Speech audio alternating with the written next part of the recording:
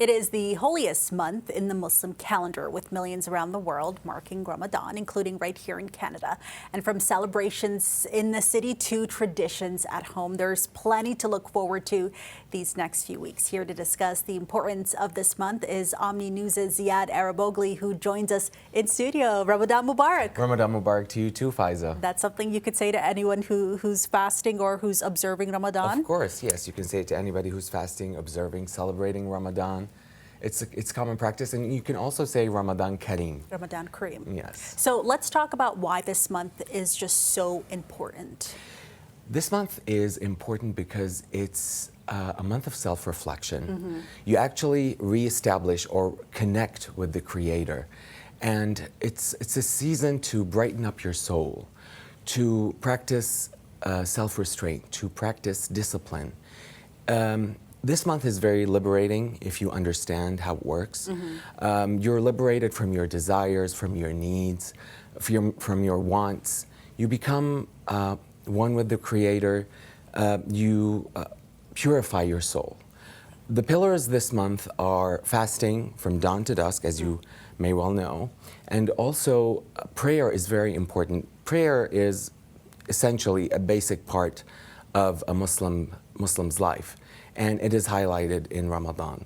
Also, at the end of the month, there's something called Zakat al-Fitr, which is a small portion of money a capable Muslim can offer to the needy who cannot celebrate Eid al-Fitr or the festive seasons that comes after Ramadan to celebrate breaking the fast. And when you described, the fasting portion, yes, not even water. Not even water, please. Before anyone asks, not even water. Not even water. Nothing to ingest at all. At all. If you are sick and you need to take medication, you can break your fast. You are excused.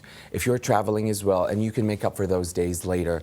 But most importantly, before the Ramadan, the next year. Yeah. Yes. And I like how you talked about kind of the importance of this month, the spiritual side of it. There's also, I find, a personal side of growth. This month allows you to kind of slow down at times and work on, I'm impatient, for instance, and so this is kind of a nice reset where you kind of learn to feel for others, learn to be patient. What I find liberating in this month, since you spoke about slowing down, is that the fact that we don't drink coffee in this month, it agitates us throughout the day.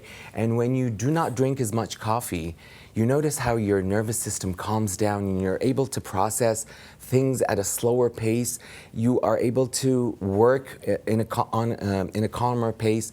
It is very liberating because you see yourself for who you really are without all the additives, all the stimulation around you doesn't seem to affect you during this month, which speaks to the liberty of this month. Not just the liberty from desire or wants and needs, but also it liberates your soul. You feel more lighter, if that's even a word to describe it. How can non-Muslims participate in this month? I think you know the answer to this, but let's talk about it. You can always join us for iftars and suhoors. Iftar is the meal that you have after the fast, to break the fast. And the fun one. The fun one. That's the one you want to be invited to. Suhoor now is becoming fun because they're having them earlier. They're usually at dawn, but they're having them earlier at restaurants and all sorts of places. You can join us for that. You can also be a bit mindful. I mean, as Muslims, and you know this, we really appreciate the curiosity people have towards Islam and the questions, and I'd be happy to answer any questions, but some of them have become really redundant. And you just mentioned one of them. The water? The water. Not even water. Not even water. Yes, not even water. There's like lots of discussion. Every year those clips about not even water appear on social media, and people, consume those clips, and here we are, yet another year, same questions. Some questions are a bit redundant. Also, what you can do is, give people grace, especially at the first few days of Ramadan. It's difficult. It's a heavy strain on the soul. It's a heavy strain on fasting. on the body, on the spirit. Give people some grace if they're detached, not concentrating, not here in the room with you, or disoriented, as I'm feeling right now.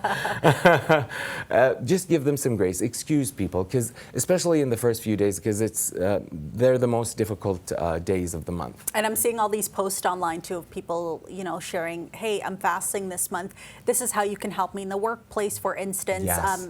Don't have meetings if we don't need to have meetings. Yes. What are some other kind of tips you have for folks, non-Muslims, who maybe want to support their fellow colleagues and neighbors and friends? Like meetings. If a meeting can be an email, let's do an email. If you need to call somebody and you think you can text them and it's not as urgent as you think it is, because we here are down-stimulated, are understimulated, and you over here are overstimulated. Yeah. So if you think that, just consider it as you're trying not to disturb a baby that is, sleeping. Right. I wouldn't say it that way, but try to look at it as a way not to be of the least disturbance, especially in the first few days of the month. We're all getting awakened from our days. With no coffee. With no coffee. All right, Ziad Arab-Oagley, thank you so much. Ramadan Mubarak. Ramadan Mubarak to you too.